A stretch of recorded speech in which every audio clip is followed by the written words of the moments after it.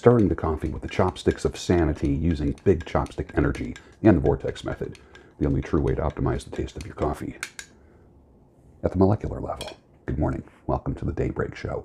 I am the Sultan. We'll get started, but first, I guess it's called Joe coffee, made with the pour-through style. Let's see how this goes. Nice. Perfect. Reminds me of 30 years ago when I used to use a Melita style pour-through method. We didn't call it pour-through. We just called it the Melita, M-E-L-I-T-T-A. And it was fantastic. It was a thing that you put on top of a cup of coffee. You put your filter in, put your coffee in, then you pour your hot water through it. It was magnificent. Probably need to get one. Right now I think I have a Bodum pour-through, which I don't like because I'm not a big fan of the glass. It's a glass carafe with a very large neck where you really, and let me put it this way, around the sink, dishes, water, your hands get slippery. Just plain round glass with wet hands is dangerous. It could slip out of your hands, even though it does have a neck on it. Hold on. Let me go get it and show you what I have.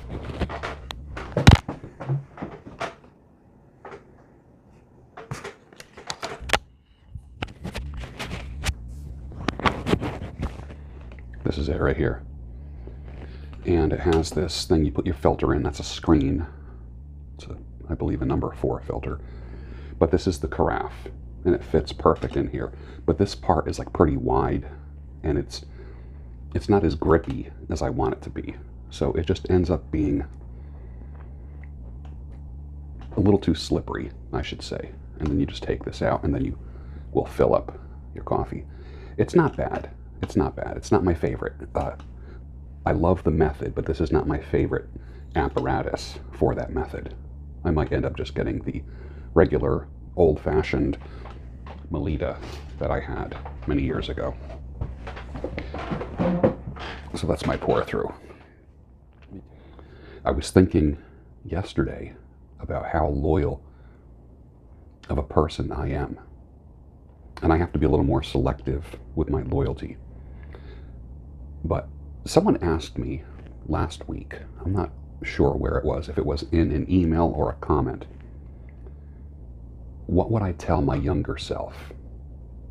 Which is a valid question. You've heard that. You've heard older people get asked, what would you tell your 20-year-old self? I am loyal to everyone, or be loyal to everyone that you want to be, but be owned by nobody. Be loyal to those who you choose, but be owned by nobody. That way you're in control. No one controls you no one manipulates you through anger, jealousy, disapproval. You don't want any of that in your life. None of that. To be owned by no one. If you're going to be owned by anybody, be owned by the Lord. In His ways. The commandments. The golden rule. Things that are solid, sure. One of the sponsors for the Daybreak Show is Let's Get Checked. And I've had my blood work checked with LabCorp, which is through my doctor. I've had a blood screen done through when I was in the hospital, and also through Let's Get Checked. I will tell you, some people say, well, the home tests are inferior. I can tell you they're not. They're absolutely accurate. This is not like what it used to be. The tests are so advanced right now. So if you don't want to ask your doctor for a STD test or a testosterone test, because a lot of times doctors will not give you or order a testosterone test, which is just ridiculous. Just unless it's warranted, unless you exhibit symptoms of low testosterone or erectile dysfunction or something like that, you should be able to get the test that you want.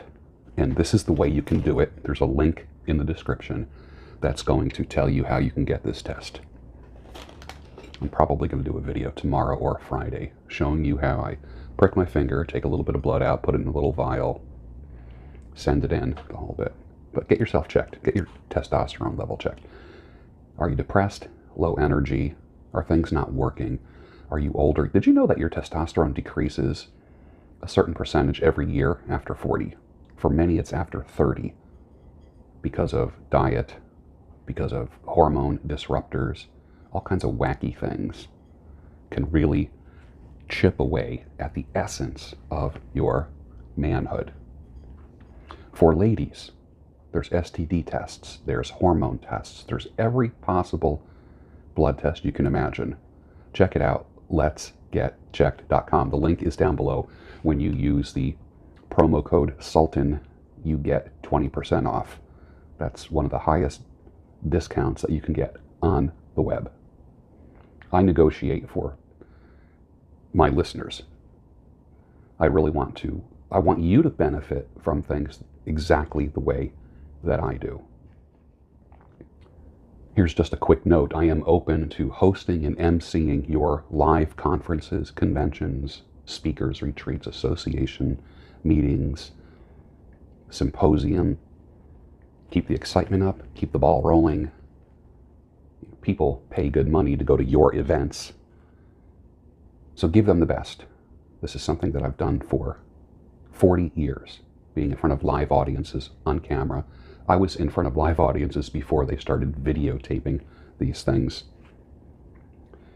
In addition to that, if you have a lineup of speakers, you need a studio in another room where I can do a interview show or a conversation show to maximize the spread of your information. So you might be recording the speakers on stages at the podium, but also that one-to-one is so important to do, and I've done that for many, many years. You've seen my interviews and conversations with all kinds of thought leaders all over the world, and I know you've enjoyed them. But I'm making myself available to the world for this.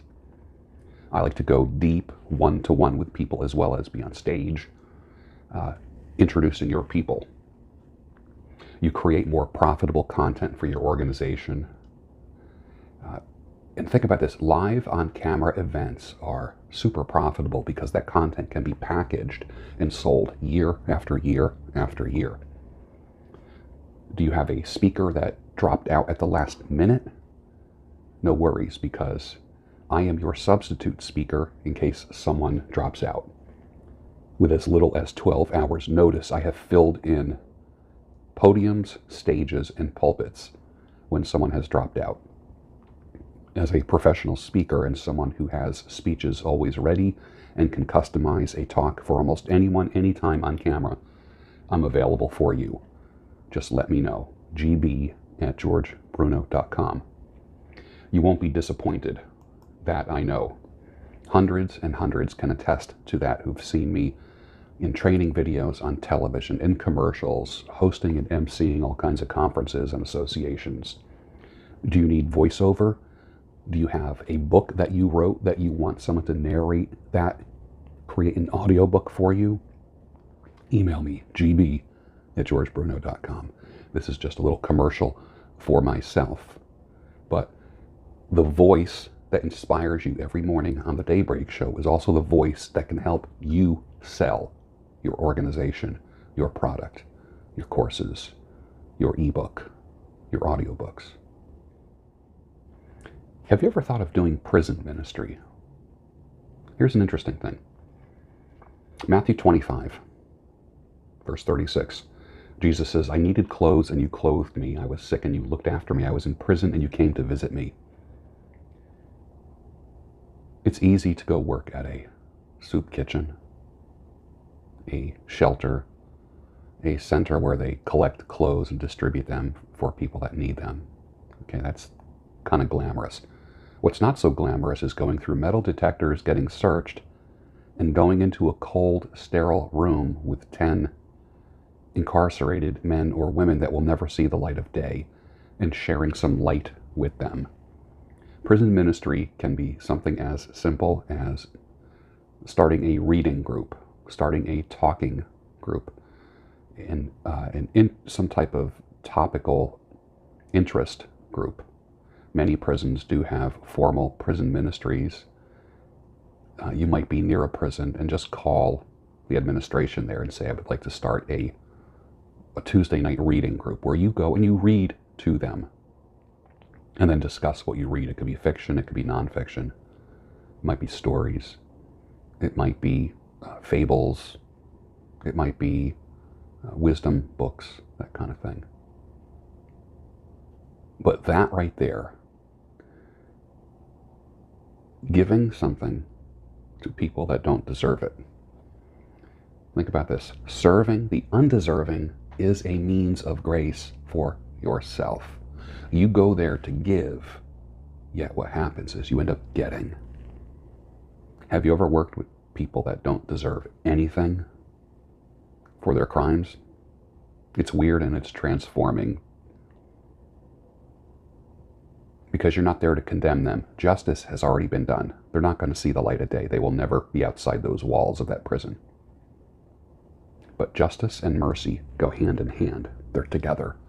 Justice has been already done. Now it's time for mercy.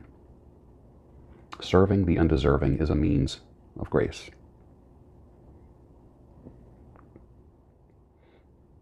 As you know, I have a very small coaching business, very small. And I do want to expand it 2 and 3x within the next few months. And one of the things I don't do is I don't give financial advice. I'm not a financial advisor, and I'm not credentialed as such. I am literally a psychotherapist. That is what my degree is in.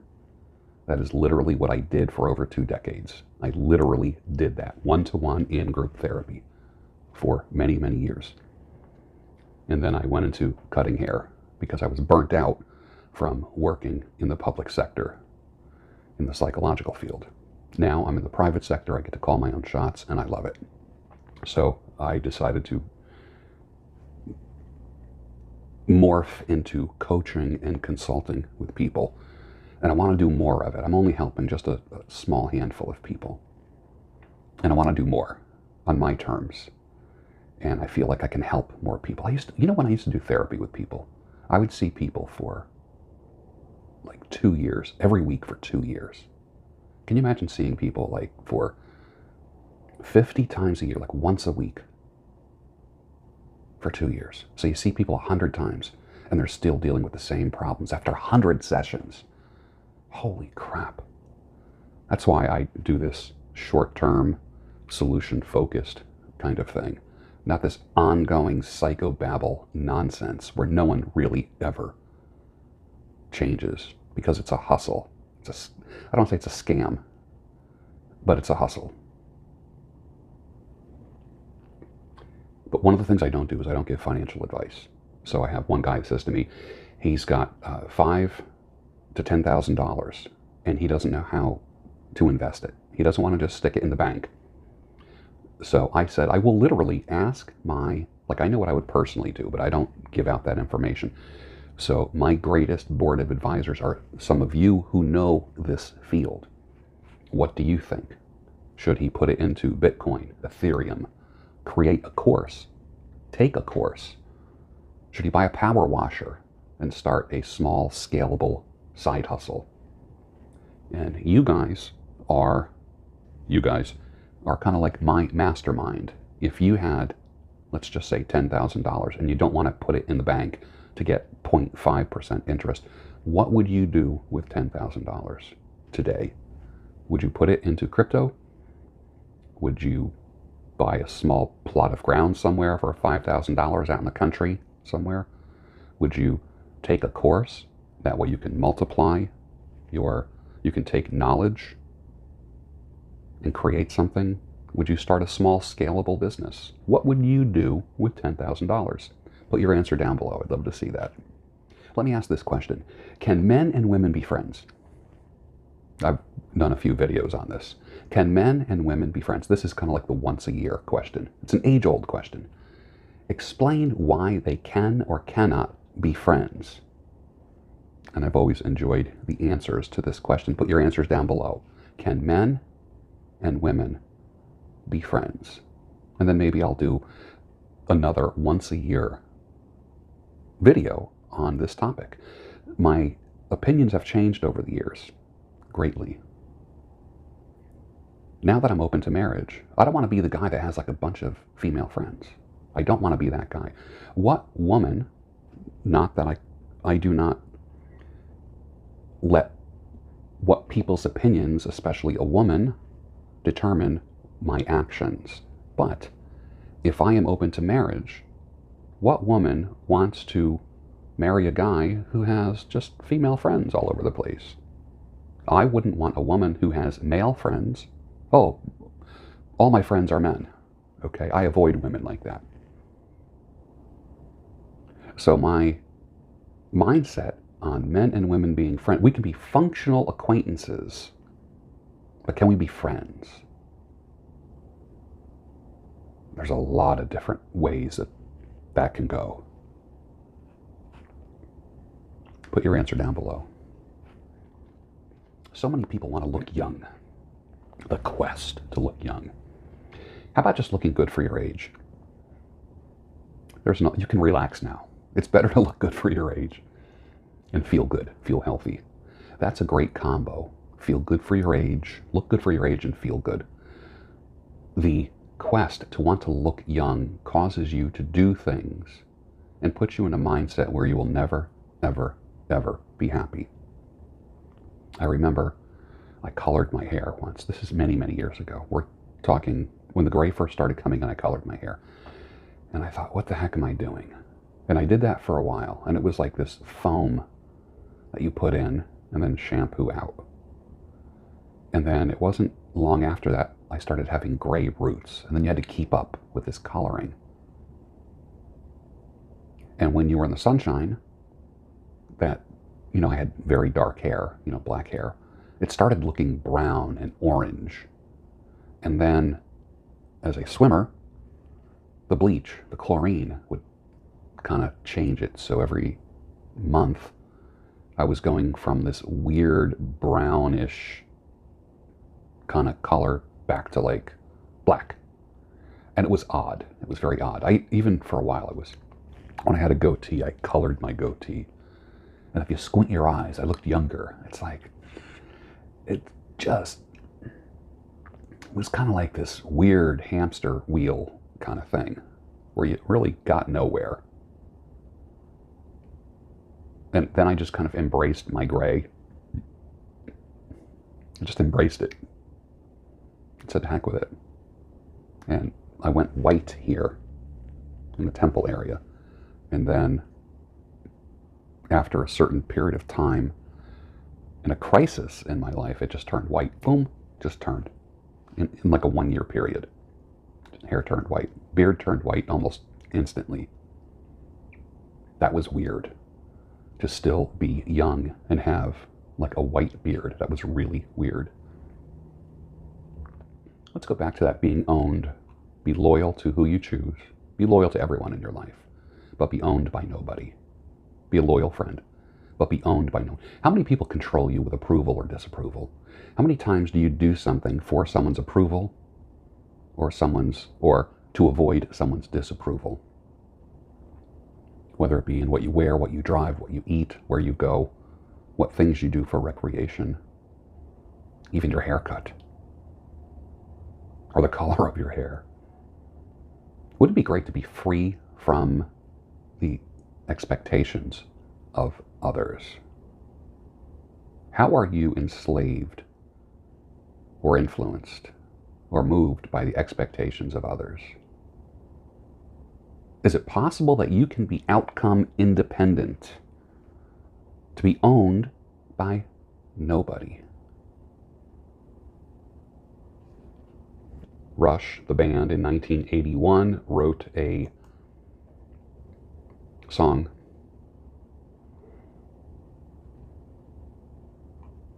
called Tom Sawyer. A modern-day warrior, mean stride. Today's Tom Sawyer, mean pride. Though his mind is not for rent, don't put him down as arrogant. His reserve a quiet defense, riding out the day's events, the river.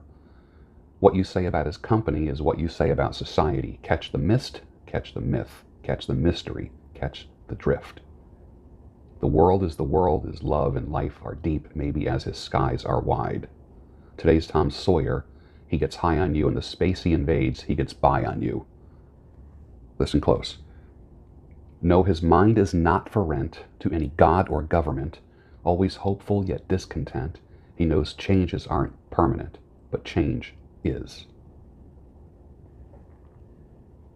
His mind is not for rent to any god with a little g or government. How many people have rented space in their mind to the government and the government line? Your mind is not for rent by a political ideology.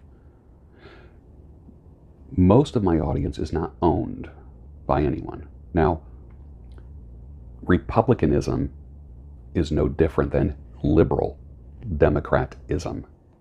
I know a lot of Republicans whose mind is for rent by the Republican Party.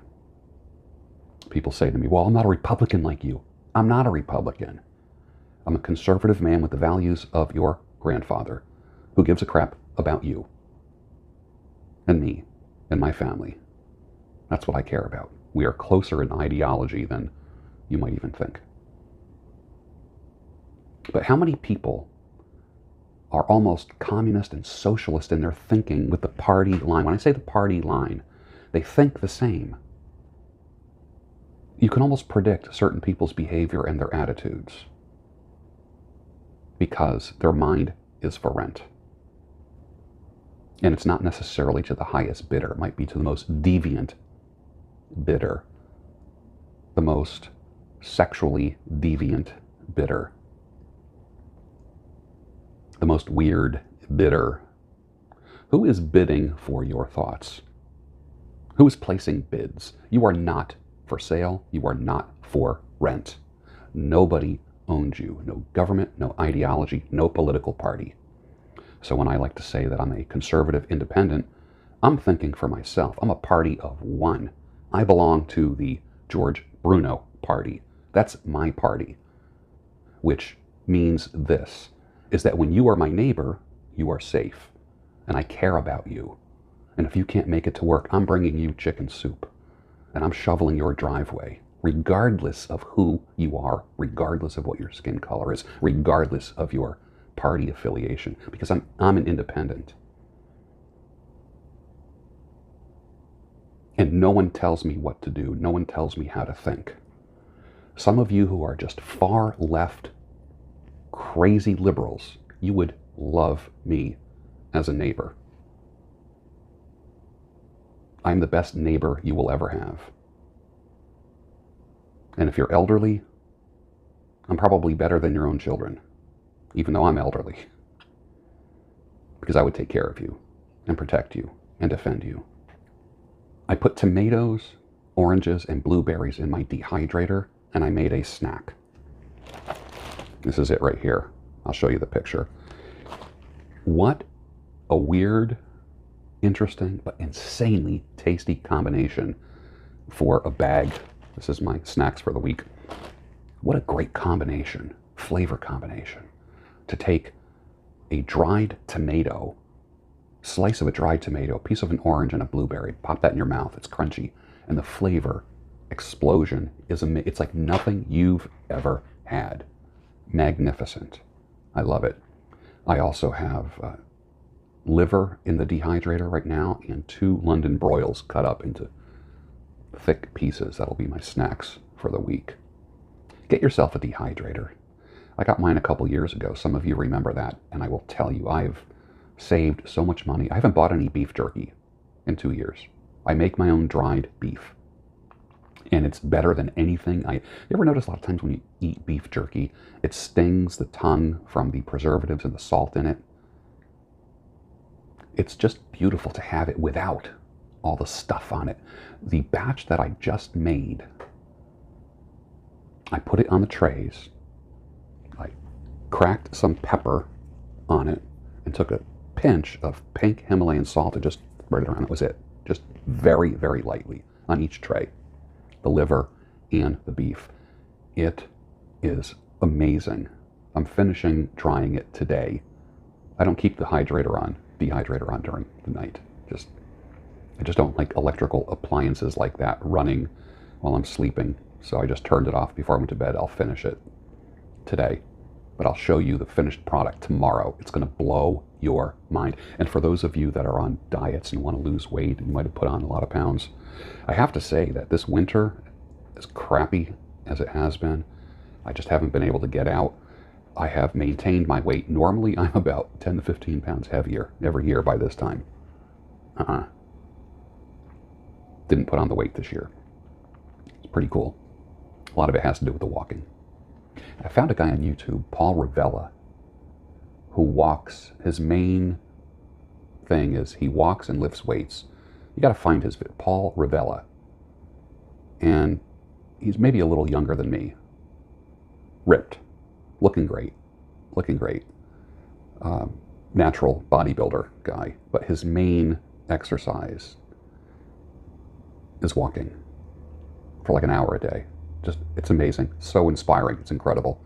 It's what's moving me right now. Watching his videos is moving me during this winter. Yeah. But I will say that for those that want to lose weight, get a dehydrator. It's going to be $40. If I think of it, I'll put a link for it down below. Okay.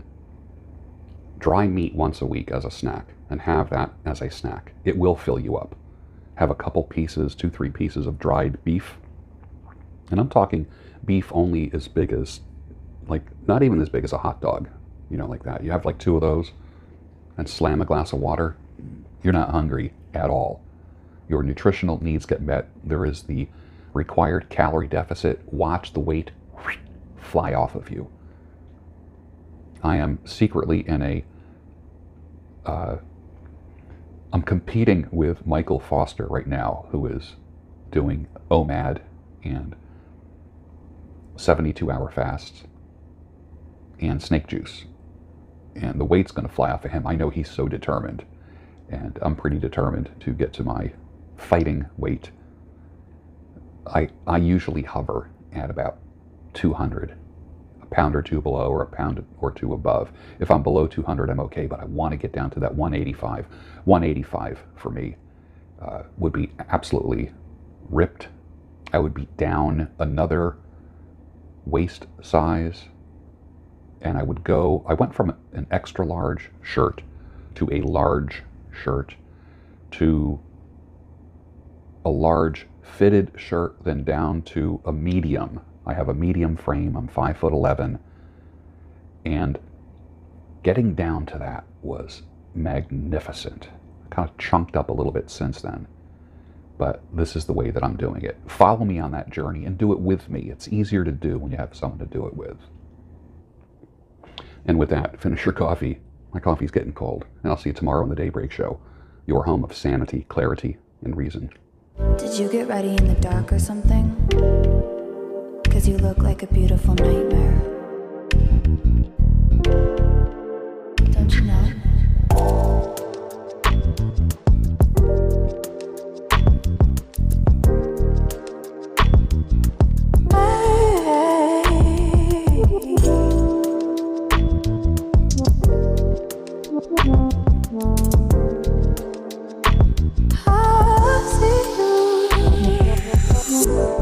Don't judge me.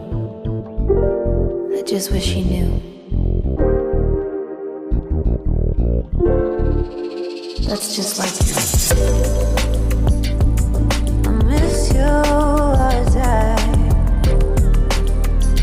I need you. I want you.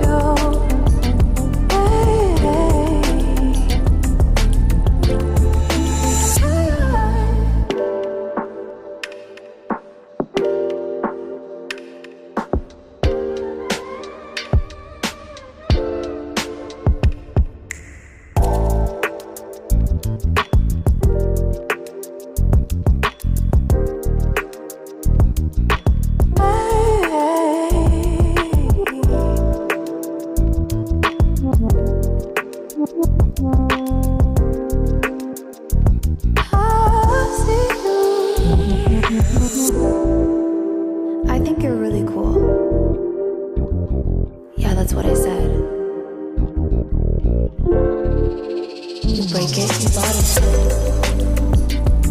I miss you all the time. I need you. I want you.